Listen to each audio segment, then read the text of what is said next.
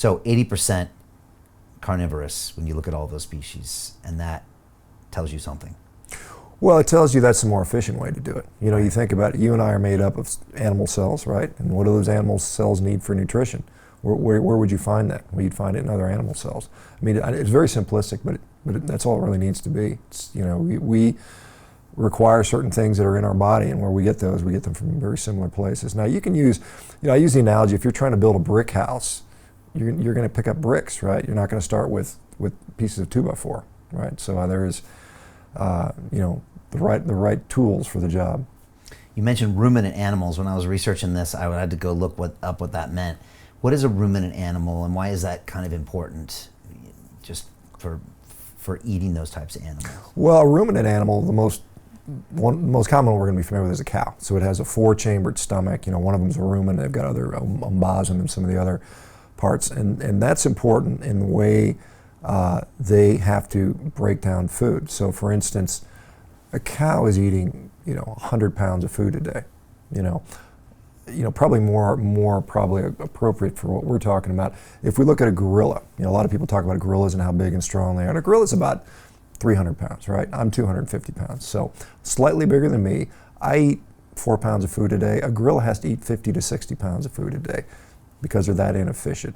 Not only do they do that, they have to recycle their food. They eat their own feces to recycle B12. And so if we're going on, you know, saying eat like a gorilla, well, are you willing to eat 40 pounds of food and perhaps, you know, recycle your food? So that's, you know, that's a difference there. Yeah, again, back to my trip in Africa, I got to ride these elephants around, and I did a safari, first in the Range Rovers and then on the elephant. First of all, elephant goes much slower, so you don't see as much stuff, but what you realize is an elephant eats all day. Mm-hmm. Like that's what it does, like right. 16 hours a day.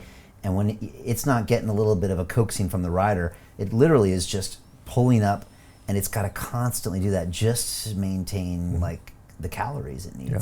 And it's massively inefficient, and it's actually quite shocking. And you see a lot of these animals, they spend most of their waking hours eating. Back to the point of a gorilla. A gorilla spends 80% of its waking hours chewing.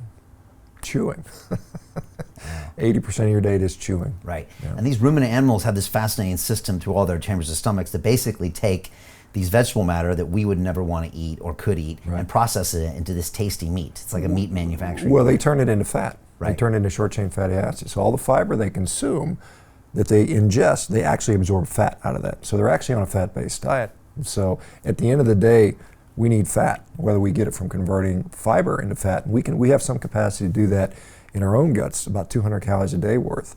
That's where we hear about the benefits of fiber, because we get these short-chain fatty acids that we absorb as fat. So you can just eat the fat and get the same benefits. Okay. Do we need fiber in our diet? We've been told all of our lives we need fiber. We've been told so many nutritional anecdotes. Right. Maybe we'll get into them today.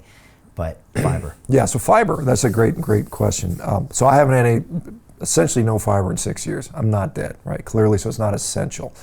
It's conditionally beneficial. Now again, when we're talking about, you know, eating a diet that is mostly acellular, like we look at the standard American diet, it's a bunch of processed food. So when you add fiber to that, you slow down some of that digestion, you give the microbiome a chance to, you know, to function like it's supposed to.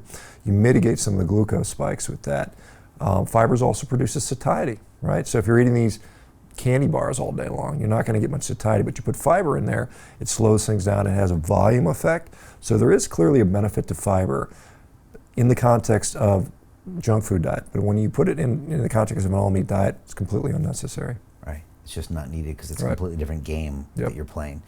But if you're adding a junk diet, it can actually make you feel full and slow down a little bit, right? Okay. My grandpa was a cattle rancher in Arizona, and I remember going to the feedlot as a kid, and I remember it smelled really bad because he had 20,000 head of cattle, and his job was to bring these cows for the last few months of their life, fatten them up, and send them for the kill. And we used to get a half a cow every year, and we drive it down to San Diego, and I grew up eating meat, and it was amazing.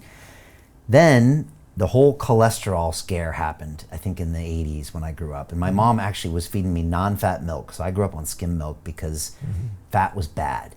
And then there was eggs and cholesterol and this whole thing that was, 80s and 90s, and became this whole concept that now maybe we're starting to question.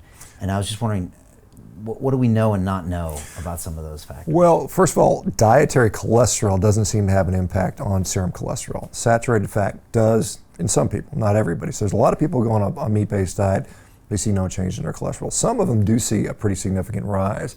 And so when we're measuring cholesterol, the problem is things like LDL cholesterol, the so-called bad LDL, is not particularly accurate. That's been shown to be kind of a weak marker. Now there's something called ApoB, which is a little bit more accurate. These are the actual particles which cholesterol is contained within.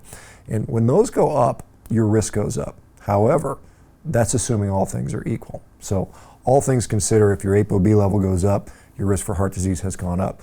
Now what also happens is a lot of the risk factors come down.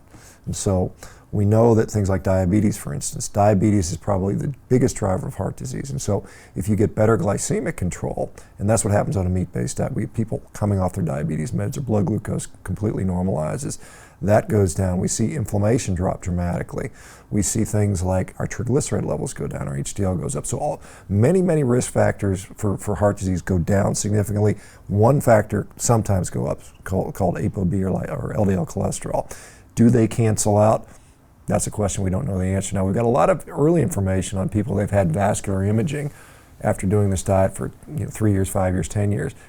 The vessels seem to be very clear. So, like for instance, mine, when I had my heart scan done, it was completely clear. My coronary artery calcium scan, complete zero after several years on the diet.